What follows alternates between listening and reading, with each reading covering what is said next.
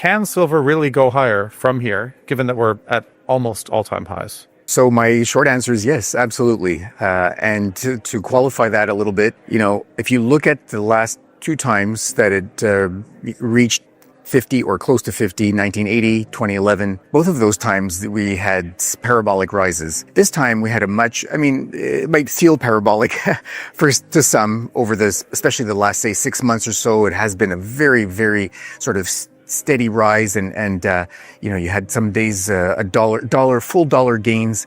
This is a lot more steady in terms of approach to $50. It's a lot more sustainable. We had it meaningfully past $50, up to $54, as you said, and now still hovering near that level, even though it has pulled back. So very, very different kind of approach to the $50 level. And I've said that that was going to be a milestone, a huge milestone for silver. It had been until recently, till it took out $50. It had been the only metal that had not meaningfully surpassed its 1980 high. That's now the case, although again it has pulled back. But I do believe that it's going to regain 50. 50 will become a new floor, and for various reasons we can talk about, move considerably higher from there. Why are our best metrics of demand consistently below the reality year after year? I believe that these forecasting groups, they purposely try to remain conservative. They want to maintain credibility and not sort of over promise, so to speak. And so you're right. Yes, through the 2010s, we've seen that the IEA kept projecting 5 years out. Each year that they would project for the next 5 years, if you look back with, the benefit of hindsight, they were off by 2/3. So installations were 3 times what they had been predicting. And this was year in, year out. So it is possible that solar installations in China could be slowing. I'm not sure about plateauing. Maybe at least the rate of growth is slowing. But there are some things to consider. First of all, you've got this, we've talked about this before, but you've got this new technology that's kind of taking over. These are acronyms, but the established one is was PERC. Now the new one is TOPCon. Already last year, I believe, 63% of new solar panels were being produced with this new technology. That requires 40 to 50% more silver per panel. The reason you would do that is because they're more efficient. It justifies the higher cost per panel. You're getting more energy output from that panel. So although the producers, the manufacturers of the panels, have been for decades thrifting and trying to reduce the amount of silver that goes into each panel, I believe that we're going to start to see that trend up. In other words, they will probably start consuming more silver per panel. It'll take some time for this to show up in the statistics, but I think that's what we're going to see. So that's an additional source of demand for silver from, even if demand stayed flat in solar panel production. Now you have this whole added layer of batteries. The cost of batteries and to store the power in batteries is falling and expected to fall by half over the next 10 years. We already expect for 2025 that we're going to see battery installations at 60% of 2023 solar panel installations. So that is really catching up very quickly. And I think the takeaway from battery and solar is that battery helps to make solar what I view as baseload power. Obviously, solar is there when you've got sun, and then the problem is nighttime. But if you can store the if you can store the power that you've produced from solar during the day and then draw on that at night, then you can have this constant baseload power, which you get from things like nuclear, for example, or natural gas, whatever it might be that utilities use, coal, whatever else. And so that just makes solar that much more attractive. Then you've got a few other layers to add to this. You've got the fact that, technology companies, most companies are looking to be greener. They're looking for sources of power that are considered carbon neutral, carbon free. Solar is considered one of those. And what we've seen is that you've got the large tech companies. Many of them quickly went to nuclear, but they were able to tap into underutilized nuclear capacity. and they have the billions or tens of billions it takes to, lock that up very quickly. And because it was untapped or dormant, you can kind of bring it back online more quickly. But if you're looking at new nuclear, you're looking at 15 years. Compare that to solar, you're looking at a year and a half to get a solar farm up and running. So it's a tenth the time that it takes. And we've seen uptake from tech companies in the US adopting different kinds of power. They're adopting they're adopting solar to the tune of 5 times faster right now over the past year or so.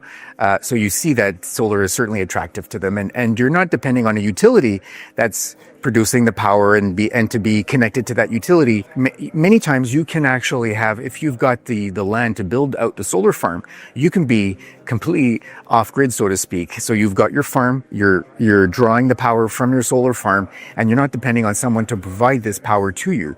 That's very appealing. One other aspect to that, if I may, Ernest, and that is what we see in terms of projections for power demand in 2 ways. One is data centers have become a huge thing in terms of requiring power. We're seeing that in the US in particular, where we get a lot of the information regarding that. Data center electricity growth is supposed to be on the rate of about 22% over the next decade. AI power demand is supposed to grow by 31% annually over the next decade. So these are just almost exponential growth levels in these inevitably unavoidable sources of demand for more power. And as we've just talked about, solar is likely to be a key source of that power. And again, silver in the solar panels, silver in the batteries, crucial. Can silver really go higher from here now that we're hovering around all-time highs? My short answer is yes, absolutely.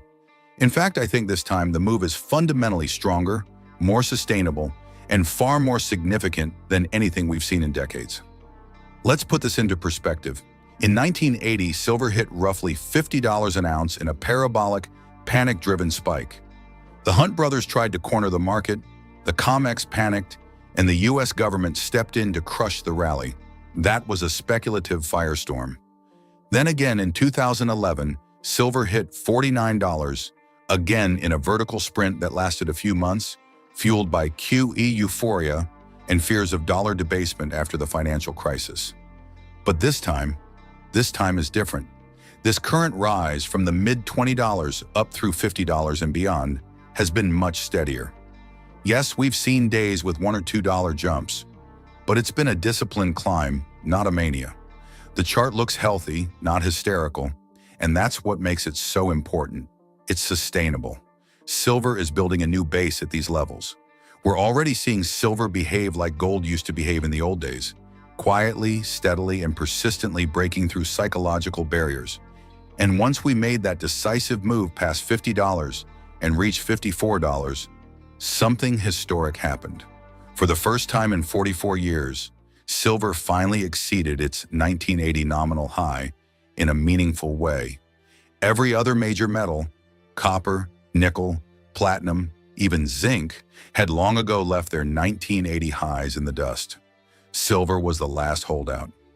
Now it's joined the club. Even with this recent pullback, silver is still hovering near those highs, refusing to break down. That's not a sign of weakness. It's the kind of consolidation that precedes the next leg higher. I believe $50 will become the new floor, not the ceiling. From there, we could see silver move considerably higher for several reasons, both structural and technological. Let's start with the demand side. Every year, analysts and forecasting agencies publish their estimates for silver demand, and every year, they underestimate it consistently. You could set your watch by it. The International Energy Agency, IEA, for example, has spent the last decade projecting future solar installations that turn out to be laughably conservative. When you look back 5 years later, actual installations are often double or triple what they predicted. Why? Because they prefer to stay credible. They'd rather be pleasantly surprised than risk being called alarmist, but their chronic underestimation has caused investors and policymakers to miss what's really happening. The world's appetite for silver is accelerating far faster than official data suggests. Nowhere is that more obvious than in solar energy. In 2010, solar consumed around 50 million ounces of silver per year. In 2024, that